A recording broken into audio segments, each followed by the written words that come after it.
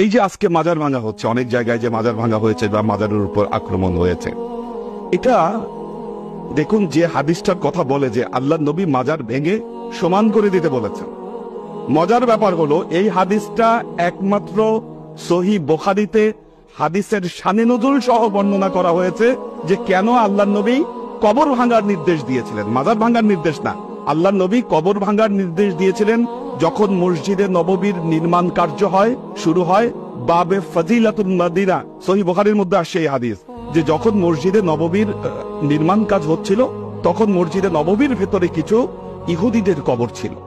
এখন মসজিদের নববীরকে যদি ওইটার যদি মানে সংস্কার কাজ যদি করতে হয়, কবরগুলোকে রেখে সংস্কার কাজ করা সম্ভব না।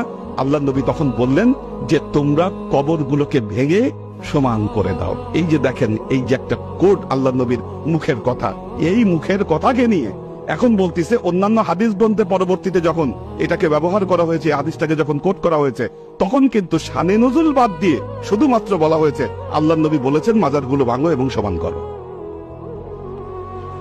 যারা করলো এই কাজটা তারা কিন্তু বুঝে শুনে খুব সূক্ষ্মভাবে আমাদের মধ্যে এই বিষয়টাকে কিন্তু ঢুকিয়ে দিয়েছে।